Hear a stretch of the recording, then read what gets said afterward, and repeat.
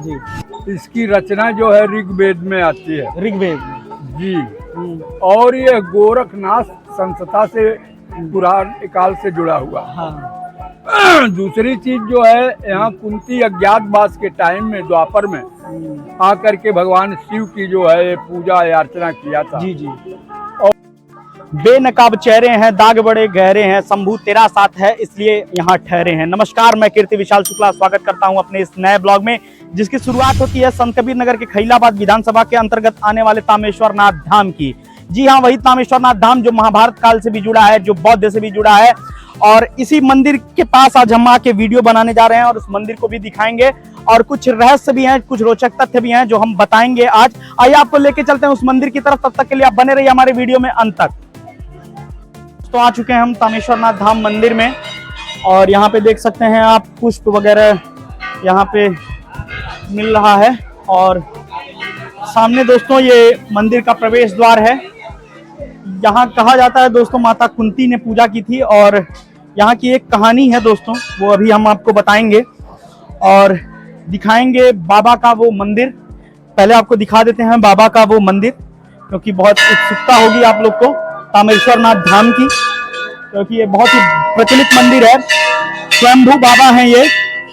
काफी घंट घड़ियाल यहाँ पे बज रहे हैं दोस्तों। तो आइए दिखाते हैं बाबा का मंदिर। यहाँ पे ये बाबा का शिवलिंग है यहाँ दोस्तों, दिखाते हैं आपको। ये बाबा का शिवलिंग है, इन्हें ही तामेश्वर नाथ धाम बाबा कहा जाता है। यहाँ पे देख सकते हैं जैसी श्रद्धा होती है लोगों की, उसी प्रकार से यहाँ पे पूजा अर्चना होती है। दोस्तों आइए बताते हैं उस कहानी के बारे में जो यहाँ से जुड़ा हुआ है।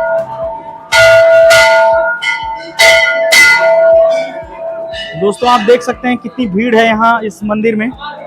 हमको थोड़ा लेट हो गया है, वरना भीड़ और भी ज्यादा होती है यहाँ। इसी कड़ी में दोस्तों एक बाबा जी हैं, ये यहाँ की कुछ कथा भी बताएंगे। आइए बैठ के इनसे बातें करते हैं। बाबा अपना शुभ नाम बताइए। मेरा शुभ नाम प्रेमचंद गोस्वामी। प्रेमचंद गोस्वामी जी हैं, जो कहा जाता है ये लोग बाबा के ही सेवक माने जाते हैं, गोसाई लोग जी। तो बाबा से हम बात करेंगे, क्या कहानी रही है बाबा यहाँ की? यहाँ की कहानी ये है, ये बाबा तामेश्वर नाथ धाम में जो शिवलिंग है जी, इसकी रचना जो है ऋग्वेद में आती है। ऋग्वेद में जी। और ये गोरखनाथ संस्था से पुराण काल से जुड़ा हुआ। हाँ। दूसरी चीज जो है, यहाँ कुंती अज्ञातवास के टाइम में द्वापर में आकर के भगवान शिव की जो है पूजा या अर्चना किया था। जी जी। और जिस समय वो राजा विराट के वहाँ नेपाल में जा रहे थे जी, उसके बाद गौतम बुद्ध जी यहाँ आए थे, अपना वस्त्र त्याग करके यहाँ से वैराग्य लिए थे। वैराग्य मुंडन संस्कार भी हुआ, तभी से यहाँ पे मुंडन संस्कार होता है। हाँ, मुंडन संस्कार करा के यहाँ से वैराग्य लिए थे।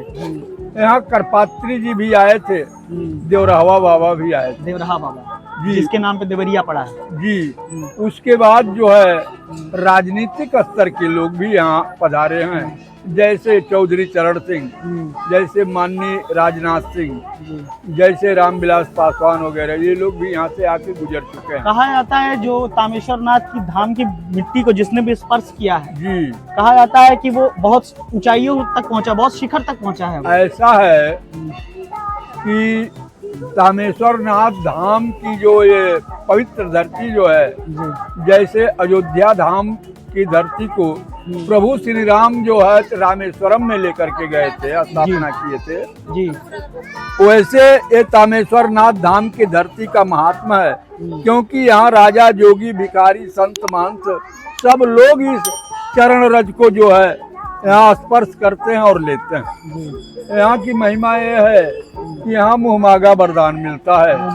जो जिसकी इच्छा होती है, धन, पुत्र, लक्ष्मी, वैभव, सब कुछ बाबा तामेश्वर नाथ में मिलता है।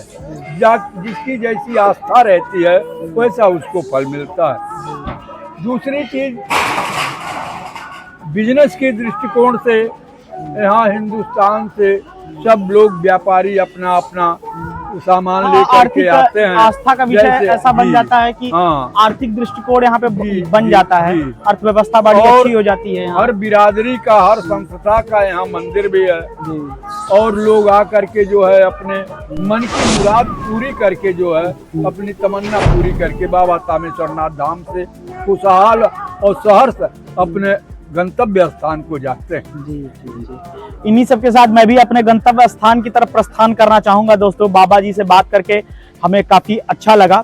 और दोस्तों आइए बताते हैं वो कहानी, आइए बताते हैं उस कहानी के बारे में जो यहाँ से जुड़ा हुआ है। दोस्तों, कहा जाता है दोस्तों, खलीलुर रहमान यहाँ का एक सूबेदार हुआ करता था, जिसके नाम पे खलीलाबाद नाम पड़ा है।